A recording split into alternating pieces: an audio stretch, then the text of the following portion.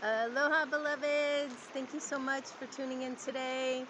Today is Friday, July 29th, the day after the full moon, or sorry, the new moon in Leo.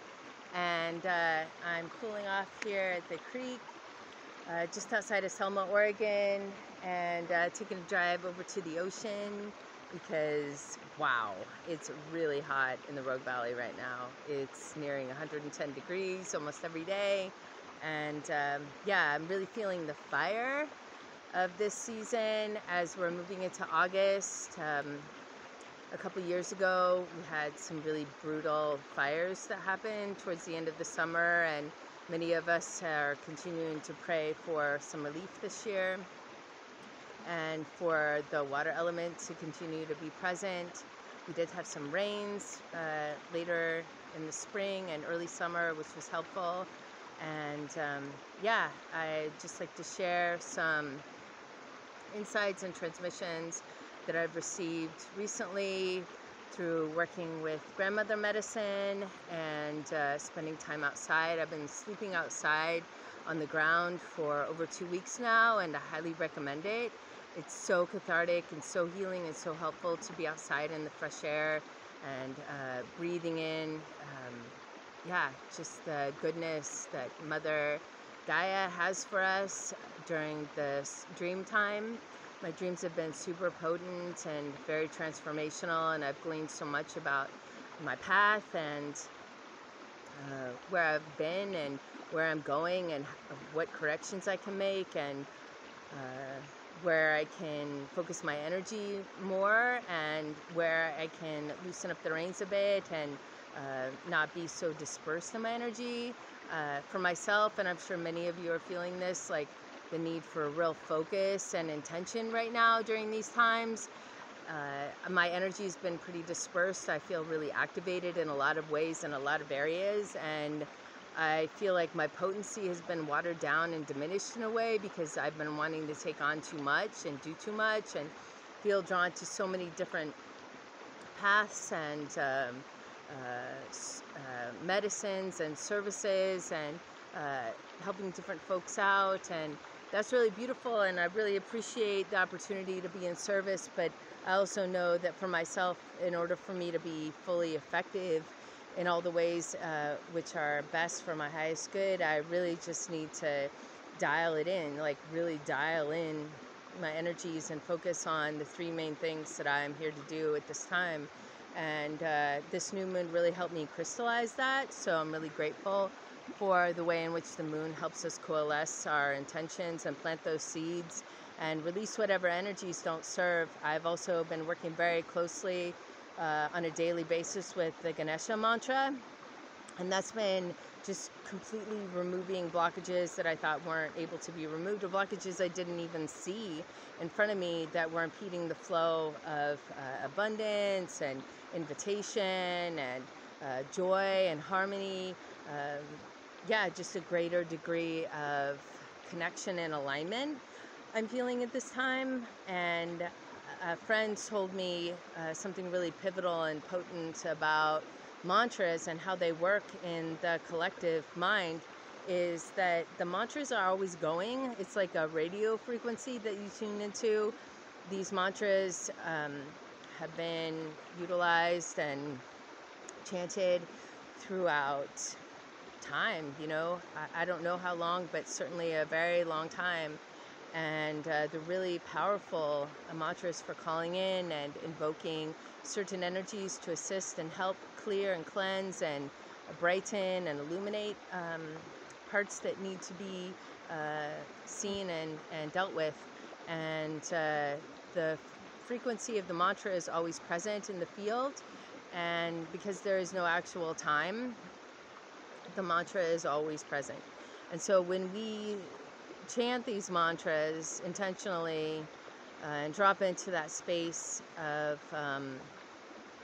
transcendence from the mundane through the mantra, through the vibration of our voice, tuning into that mantra, we catch on to the mantra, like we get into that flow, that current of the mantra that's always present, and we can experience that flow in a really powerful way.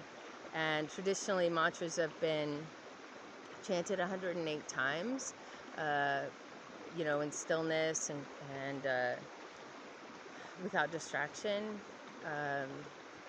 But I encourage you to tune into the mantra whenever you feel you're able to. Sometimes I do it when I'm driving, and hiking, like going up hills and things, going down hills, depending on what the mantra is. And yeah, the Ganesha mantra is a really powerful one for me, I feel like, and it's been helping me a lot. I've seen evidence of that in my life thus far since I've been tuning into that mantra over the past couple weeks and sleeping on the ground and just really going more internal, more quiet during this dark moon portal, and spending more time with the waters. It's so hot, so I'm driven to the water.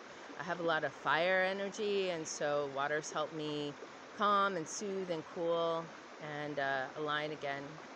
So yeah, if you have any questions about mantras or the elements or how you can live a life that's more in alignment with your authentic truth and really capitalize upon the innate gifts that you have and focus your energy, attune to the frequency of you, and really find more self-acceptance and beauty amidst everything, all of the experiences, whether we label them good or bad, they're all rich and holy and ripe for lessons and learning and growth and evolution. And I'd love to help. I'd love to help you feel into what you are, what you're here to do, what your gifts are, and how you can be your most powerful, authentic self. And that being said, please reach out to me. I'm available via phone, via Zoom, via email, in person. I prefer in person. This is the guidance counseling that I offer, and I just love working with folks and hearing them speak from their hearts, and holding spaces is all confidential. It's super potent and powerful reflections. I can be that sacred mirror for you, to hold that mirror in front of you and allow you to see your beauty and those parts that you may be rejecting or pushing away right now, that want to come back in and want to be present and want to be validated, want to be seen by yourself and accepted, fully accepted. This is all about radical self-acceptance and love, and just so much beauty is available right now, and so much of that contrasting element is available as well. The darkness that we find uncomfortable at times and can be scary.